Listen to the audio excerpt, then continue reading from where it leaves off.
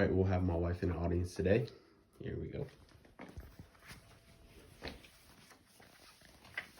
So today's topic, we'll be discussing a little bit about COVID-19. Kind of ironic because we're actually quarantined right now, so we won't have anyone else here, just my wife. And anyone watching this video, good evening. Professor Walker, good evening. We'll get started. So during the COVID-19 outbreak, citizens were encouraged to wear face coverings or face masks to help slow the spread. I'll start this off with a quote. "Nothing in life is to be feared, it is to be understood. Now is the time to understand." This is a quote by Marie Curie. My argument that I will be presenting for this is that masks are not the most effective because they are not utilized properly. They are not required everywhere, and there is no clear guidance. So I like to specify a little bit. We'll be talking about the effectiveness of the mask as far as wearing it and the type of material. We'll cover that later, but not required everywhere. What I mean by that, we live in Oklahoma. Recently, we traveled to Dallas, Texas, and we were in establishments where face masks were not required. They were not enforced by the people who worked in these places. And what I mean by no clear guidance, the CDC does have a website. CDC.org covers everything: the wear, the type of material, how to utilize them properly, but it's not being enforced. We hear the same things over and over: wear a face mask, practice social distancing, stay home if you're sick. But we're in a time right now, and you could look in the news recently with all the rioting stuff. People don't want their civil liberties or their personal liberties infringed upon. So a simple fix for that is wear a mask. But people just throw anything on their face and they go out in public. If they're sick, it doesn't matter. So that nobody's really controlling that. So the three things that we're going to talk about are the effectiveness of masks, the types of masks, and the preventatives. And we'll go ahead and get started with effectiveness. The material.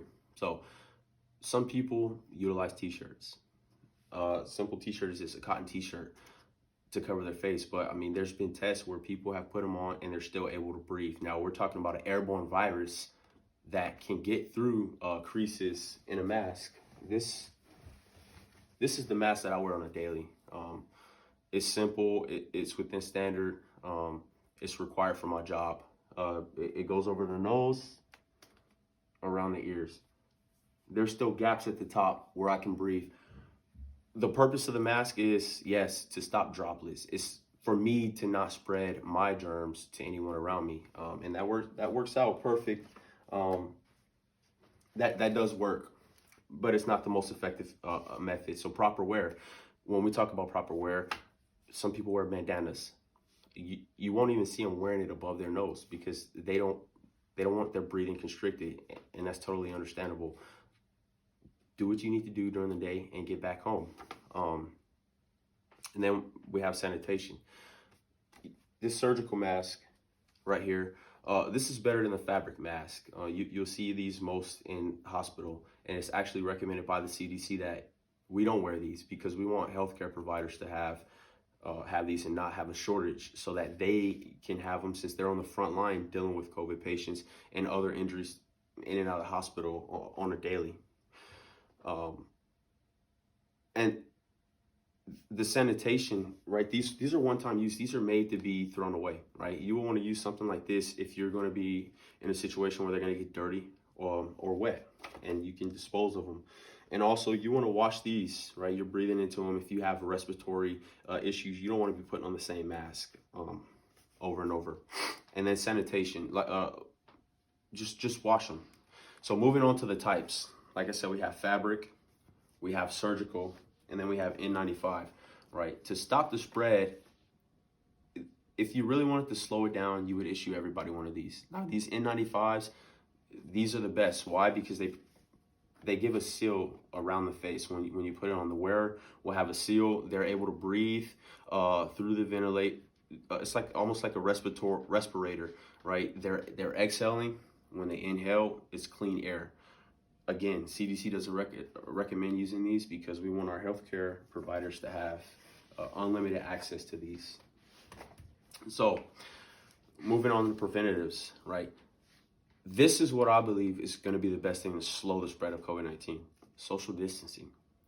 That doesn't mean that you still got to go out on the weekend and party with your friends and you can social distance from them, but when you absolutely need to go out, like the grocery store, wait for that one person to get off the aisle before you go down there and get what you need so that you can get back home to the family and continue to stay safe. Hygiene, wash your hands. Keep your house clean. When you're coming out of the bathroom, use the paper towel to open the door, dispose of it. If you have to sneeze, right, it's the most preferred method, especially from the CDC, is to, bring your mask down and sneeze into your arm and put your mask back on, because you don't want to be taking that mask off, putting it down. You're constantly touching your face, you're touching things. Keep your hands clean. And then isolation. If you're feeling sick, stay at home. There's no reason to have to go out. So in conclusion, I argued that masks are not the most effective because they weren't utilized properly. They're not required everywhere, and there's no clear guidance. We also talked about the effectiveness, the types, and the preventatives. And I would like to just restate my argument and kind of back it up with the fact that during normal flu season, during H1N1, during the bird flu, swine flu, they weren't required. SARS, that's a strand of COVID-19. There was no requirement for face masks. It's more of a check the block because of the times we live in. Like I said, people don't want their civil liberties infringed upon, and that's as simple as that. But they will help. They will help. So wear your mask, stay safe, and we'll get through this. Thank you.